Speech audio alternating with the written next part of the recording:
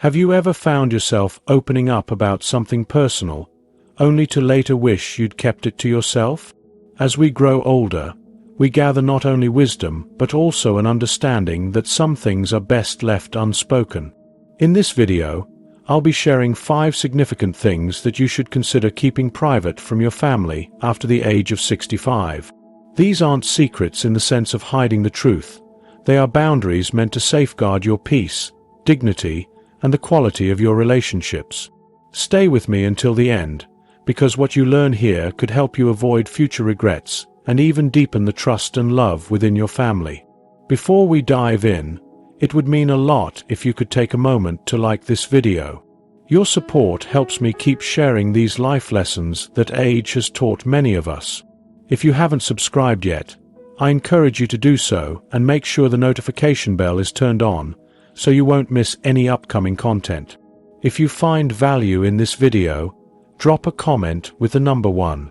If not, feel free to comment 0, so I can continue to improve and deliver what truly matters to you. Now, let's begin. As the years go by, we earn wisdom, lessons forged from years of experiences, both joyful and painful. But along with that insight comes another companion: regret. With time, we naturally reflect more. We look back on our choices, on the opportunities we passed by, and the things we either said or failed to say. One of the most frequently expressed regrets among the elderly is the tendency to have shared too much, disclosing personal fears, insecurities, and past wounds that may have been better kept close to the chest. Many believe that sharing is always a good thing, that it brings closeness, clarity, or even healing. But the truth is, there's a quiet power in discernment, knowing what to open up about and what is best to keep to yourself. Not every passing thought, not every sorrow or disappointment needs to be passed on to others, even if those others are your children or closest relatives. Choosing to hold back isn't about being dishonest or withholding affection. It's about protecting your own self-respect and shielding your family from burdens they don't need to carry. There are 5 particular kinds of personal truths that should be guarded with care. Letting them spill too easily, even in the name of honesty, can lead to consequences that are subtle but lasting. You might begin to notice that the people around you view you differently, not necessarily with less love, but perhaps with altered eyes. Instead of being seen as the pillar of resilience or the source of strength, you may begin to be perceived as fragile, as someone who needs caretaking rather than someone whose advice is sought. Worst of all, you may find that your voice no longer inspires. Instead, it might be received with quiet sympathy or even discomfort. One of the most deeply personal things that should be held in discretion is regret. Regret weighs heavily, and as we reach later stages in life, there is often a desire to unburden ourselves, to talk about the wrong turns, the missed chances, the decisions that haunt us. In doing so, we hope for relief, perhaps a sense of closure. But what we might not realize is that in voicing these regrets, we may pass on emotional weight to those we love most. When a parent shares long-held regrets with their children, regrets about careers, relationships, or life decisions, it can unintentionally shift how those children perceive their own lives. A father expressing sorrow over his career choices may cause his children to question their paths, wondering if they've inherited a legacy of disappointment. A mother confessing remorse over a relationship or an old decision might make her children wonder if they were born of love or out of a misstep. These aren't just passing comments, they plant seeds. Seeds of doubt, of discomfort, of unease. And over time, those seeds can grow into something more disruptive.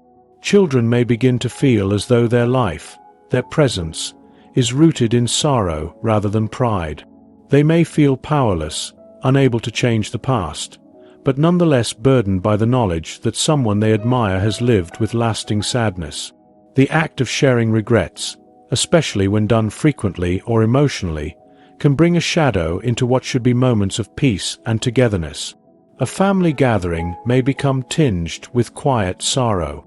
A conversation once filled with laughter may turn heavy with unspoken concern.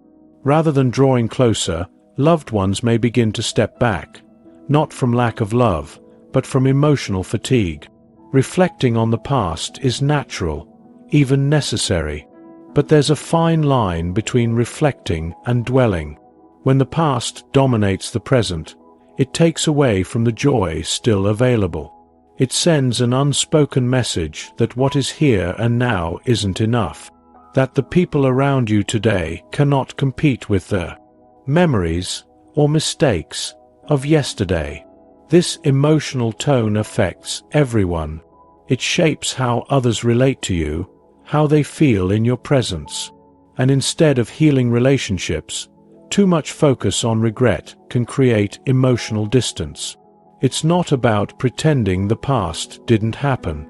And it's certainly not about denying your emotions. But there's wisdom in recognizing which conversations are better had with a counselor, a spiritual guide, or a private journal, rather than with your children or family members. There's power in restraint. There's dignity in silence when silence is the kinder choice. And there's peace in knowing that some truths can remain yours alone. When we allow regret to become the theme of our later years, it risks turning reflection into bitterness. Healthy reflection leads to understanding and even gratitude. But persistent regret can wear down not just the individual, but those around them. Loved ones may feel drained, unable to fix what's broken, and frustrated by their inability to help. Conversations that once flowed freely may begin to feel burdensome. Instead of lightness, there's a weight. Instead of presence, there's preoccupation. And this shift, over time, can alter the emotional landscape of an entire family. Understanding the difference between thoughtful reflection and regretful rumination is key. The former allows you to offer insights, to teach lessons, to lead by example. The latter risks becoming a cycle that drags everyone down. If you're still here, still watching and finding meaning in these thoughts, comment number 1 below. That simple gesture tells me you're walking through this reflection with me, and I appreciate that deeply. Another area where silence often holds more strength than sharing is money. Finances are inherently personal, yet they affect everyone within a family structure. While honesty is undeniably important, there's a line between being transparent and revealing too much. Financial disclosures, even when done innocently, can have ripple effects that are difficult to anticipate. Mentioning financial worries, whether about mounting expenses, shrinking retirement funds, or the burden of unexpected bills, can place an emotional load on children. No matter how old they are, your children may begin to feel obligated to help. This isn't necessarily because you asked, but because they care. Yet that care, when entangled with financial strain, can become a source of stress and guilt. They might start adjusting their own plans, delaying personal goals, sacrificing comfort, to ensure you're okay. What began as a heartfelt conversation may shift the nature of the relationship. Love can become intertwined with a sense of duty, and over time, that duty may feel like a weight. Your children may not complain. They may not even show their stress. But the dynamic has changed, and not always for the better. Conversely, sharing financial success can create its own kind of tension. If children or other family members are struggling, hearing about a parent's financial comfort can stir feelings of inadequacy, jealousy, or misplaced expectations. They may wonder if they'll be helped, or feel embarrassed about their own situations. Finances can bring people together, but they can also sow discord, however unintentional. The key isn't secrecy, it's timing, discretion, and sensitivity. It's understanding when a conversation is meant to inform, and when it might do more harm than good. None of this is to say that communication should be avoided. Rather, communication should be guided by awareness and wisdom. There's a reason why the elders in many cultures are seen as wise, not simply because of age, but because of the discernment they show in what they say, how they say it, and when they choose to stay silent. Our stories, our experiences, our reflections, they are gifts. But not all gifts are meant to be opened by everyone at every time. There's value in holding on to certain thoughts, not out of shame, but out of love. Not every lesson must be taught through confession. Some are taught through strength, through grace, through the ability to carry something silently, with dignity. Thank you for spending this time with me. If you're still here and these ideas resonate with you, please take a moment to comment number 1. Your presence here means more than you know.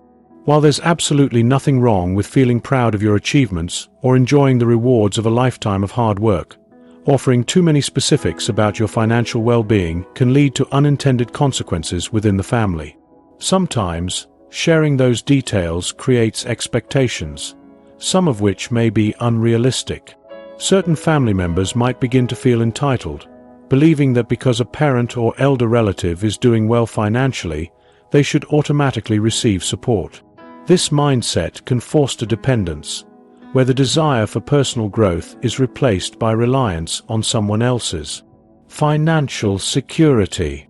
Additionally, visible financial differences among relatives can lead to silent tensions. Even when these are not openly voiced, they can manifest in subtle ways. Siblings who sense that their economic situations are unequal may begin to compare themselves or harbor unspoken feelings of envy or rivalry. Conversations about future inheritances, monetary gifts, or loans may further complicate these emotions, especially if there are misunderstandings or perceived inequalities, leading to friction that can damage relationships over time. Ultimately, although money is an unavoidable element of life, it's a subject that should be approached with sensitivity. Being open has its benefits, but discretion often holds greater value. The way financial ups and downs are communicated can shape how families interact for years to come. Using thoughtful language, focusing more on financial insights than on personal stress or excess, and creating a sense of encouragement rather than obligation, can help keep both emotional and financial harmony intact across generations. There is great strength in choosing wisely what to share and what to keep close to the chest. Our lives are built on relationships, and the way we communicate within them plays a significant role in maintaining those bonds. Every word we choose to speak or withhold has a lasting effect on how others see us, how they respond, and how those relationships shift with time. While being open and honest is often thought of as the foundation of close ties, it's just as important to recognize the power of discretion. Not all parts of our lives need to be shared openly, especially when doing so can complicate the way we connect with those around us. One of the most delicate topics in this regard is money. Few things influence human behavior and perception more deeply than finances. As soon as financial conversations become a frequent theme in interactions, the balance in relationships can quietly shift, sometimes subtly, other times more dramatically. Instead of being appreciated for who you are, your wisdom, compassion, and experiences, there's a chance you may begin to be viewed through a purely financial lens. If you're financially comfortable and you share details about that wealth, even in passing, some family members might start to view you less as a parent, sibling, or grandparent and more as a provider. This shift doesn't always happen consciously, but when money becomes part of the equation, expectations may naturally follow. You might notice that relatives start dropping hints about financial stress, or begin making small requests they wouldn't have dared make before. Over time, acts of generosity may come to be seen not as gifts, but as something owed. On the other hand, if you speak about financial challenges or struggles, the opposite issue may arise. Family members who once saw you as self-reliant and secure might start worrying. They may become hesitant in conversation, unsure if you're holding back more than you're revealing. Some might even become more distant, not out of a lack of care, but from not knowing how to offer help or being wary of taking on extra responsibility. In both scenarios, whether you're perceived as a source of wealth or as someone in need, the true, heartfelt nature of your relationships can begin to erode. Financial status should never define the value of your relationships, but overexposure to financial matters often causes shifts that are hard to reverse. This is why it's so important to be mindful when discussing money. Being transparent with a spouse or trusted partner is certainly important, but oversharing with extended family, adult children, or others can sometimes do more harm than good. Rather than getting into detailed discussions about assets or debts, it's often far more effective to share financial knowledge, offering lessons, guiding with your experience, and promoting independence. In doing so, you provide value without altering the dynamic of respect and care within the family. Family relationships are intricate, filled with memories, emotions, and layers built up over time. In this complex web, it can sometimes feel natural to vent or express our views about certain family members, especially during times of emotional intensity or disappointment. When someone's actions trouble us or their choices feel questionable, sharing our opinions might seem like a harmless release or a way to seek validation. Yet, what seems like an honest moment of vulnerability can have lasting effects. Words, once spoken, can't be erased. They settle in people's minds and often stay longer than we expect, sometimes surfacing later in the form of fractured trust or changed perceptions. A single offhand comment about a daughter-in-law or a quiet criticism of a sibling might not seem damaging in the moment, but it can create divisions that endure far longer than the original frustration. Even when comments are made in private, they can have a way of spreading, sometimes unintentionally, other times through a simple miscommunication. Imagine a scenario in which a grandparent confides their disapproval of a granddaughter's lifestyle or career path. Even if that concern comes from a place of love, it can eventually find its way back to the granddaughter. And when it does, it might leave a wound, a feeling that she's never been truly accepted or supported. That's why holding back certain opinions is not about hiding the truth, but about honoring the delicate balance of family ties. Not every opinion needs to be shared. It is often wiser to sit with those thoughts, reflect, and choose not to speak if speaking could lead to hurt or distance. Healthy relationships require a gentle hand and thoughtful speech. The words we use matter, and the discretion we practice shows respect not only for others, but also for the bonds we hope to preserve. If you're still here, still listening to these reflections, please comment the number 2. That way, I'll know you're still with me and finding meaning in this shared space. As we grow older, health naturally becomes a bigger part of life. Doctor visits become more routine, our bodies change, and new concerns may arise. It's only natural to want to talk about these things, especially with those we trust. Yet, when health becomes the focal point of nearly every interaction, it can start to change how others see us. Younger family members, hearing repeated talk of ailments or treatments, might begin to view their aging relatives through a different lens. Rather than seeing you as strong and capable, they may start to treat you more delicately, with a touch of caution or concern. This shift is rarely intentional or unkind. It comes from love, but it can still change the dynamic. It's important to speak about health when necessary, but it's equally important to keep those conversations in balance. Don't let your health define you in the eyes of your family. Talk about passions, share stories, laugh, and show them the full person that you are, someone who is still growing, learning, and living with purpose. Fear is another part of life that grows more present as the years go by. Whether it's fear of aging, illness, loneliness, or even the state of the world, it's completely natural to have concerns. Expressing them occasionally is healthy and can be healing. But when fear dominates conversations, it can become overwhelming for those listening. Your family members might want to support you, to offer comfort, but if they feel unable to fix what's causing your anxiety, they may begin to pull away emotionally. Conversations that were once joyful and open may become tinged with sadness or worry. Over time, they might come to view your calls or visits with quiet dread, unsure how to help and emotionally weighed down by the fears they hear again and again. True strength comes from feeling those fears, but choosing not to let them rule your life or your relationships.